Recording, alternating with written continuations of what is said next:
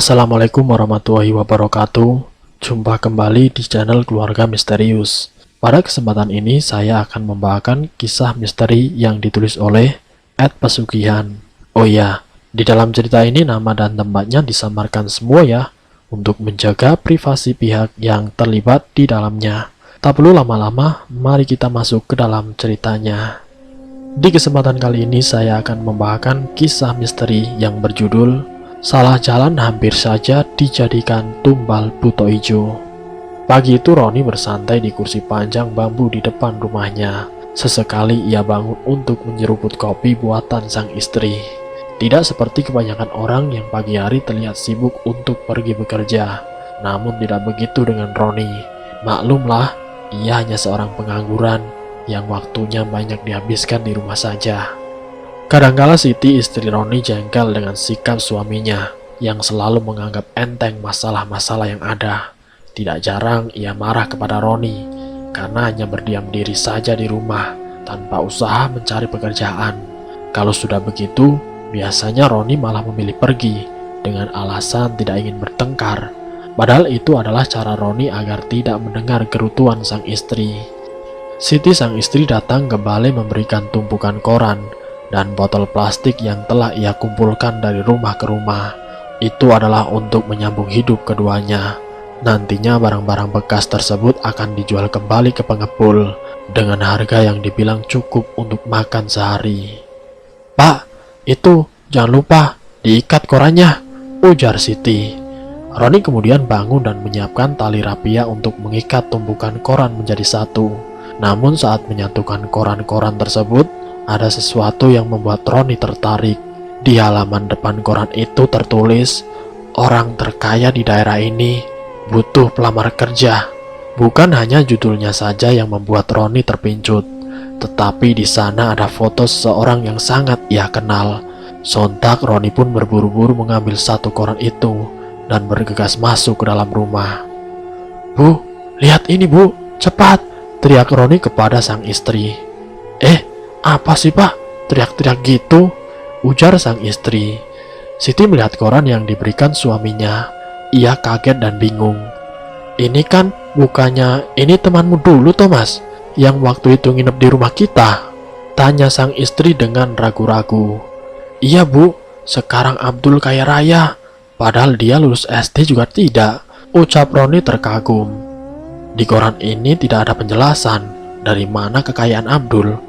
"Kamu daftar saja pak, kerja di tempat Abdul, tanya kekayaannya dia dapat dari mana. Lagi pula pasti langsung keterima toh, dia kan sudah kenal kamu," ucap sang istri menggebu-gebu. Saat itu Roni dibuat bingung dan gengsi.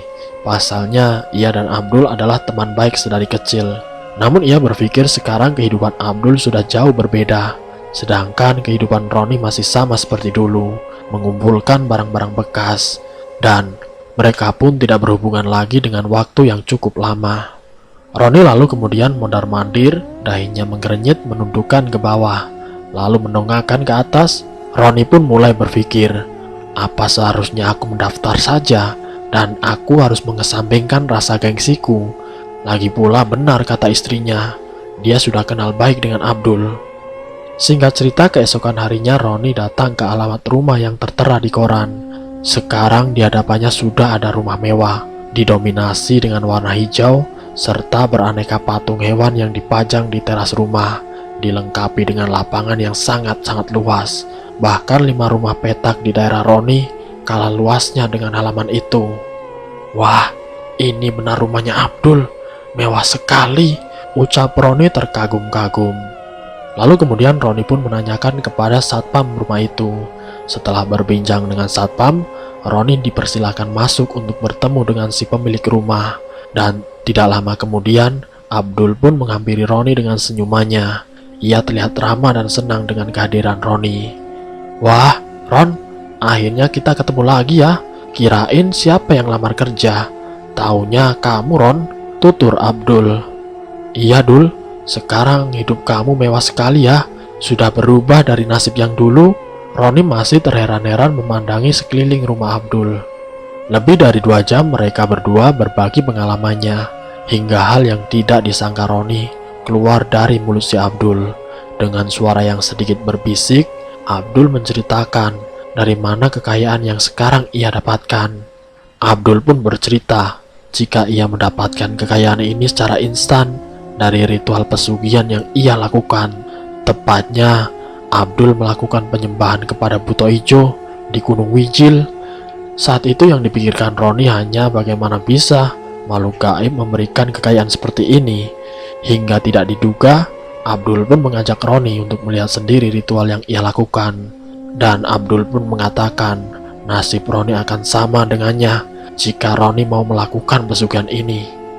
Roni yang merasa hidupnya dari dulu tidak ada perubahan, akhirnya Roni pun ikut diajak Abdul.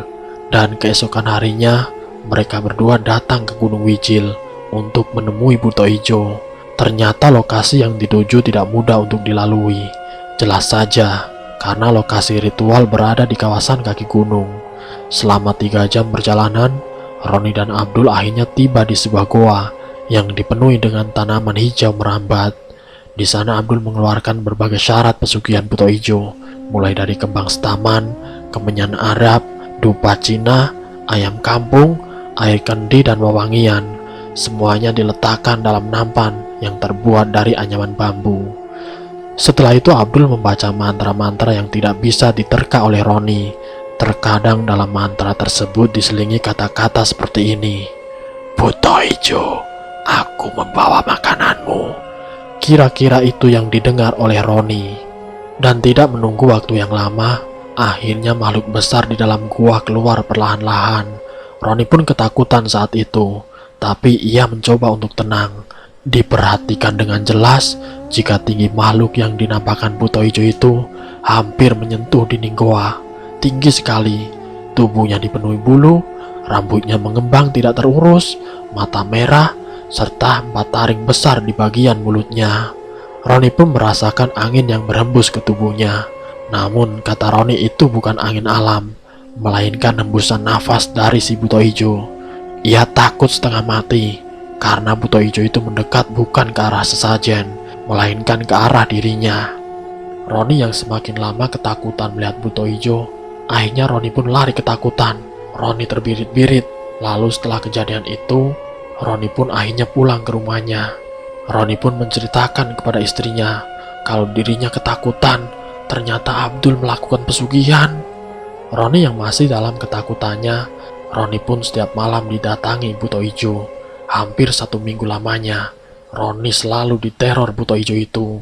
Lalu istrinya Roni mengajak ke tempat Pak Ustadz. Di sana Roni diruqyah, dan Roni pun dibimbing oleh Pak Ustadz. Dan singkatnya, alhamdulillah 1 bulan setelahnya, Roni pun menjadi sembuh. Singkat ceritanya, Roni sekarang menjadi rajin beribadah. Dan sekarang Roni pun sudah mempunyai pekerjaan. Ia sekarang berjualan somai. Meskipun hidupnya sederhana, Roni merasa bahagia karena ia mendapatkan uang dari hasil keringat sendiri. Dan sekian. Semoga dari kisah Roni ini kita bisa mengambil hikmah dan pelajarannya. Sesulit apapun, kita jangan pernah sampai melakukan pesugihan. Jangan pernah sampai terjerumus dalam lembah hitam itu. Semoga kita semua selalu dalam lindungan Allah SWT, dijauhkan dari hal-hal yang tidak kita inginkan. Semoga kisah Roni ini bisa bermanfaat untuk kita dan kalian semua. Wassalamualaikum warahmatullahi wabarakatuh.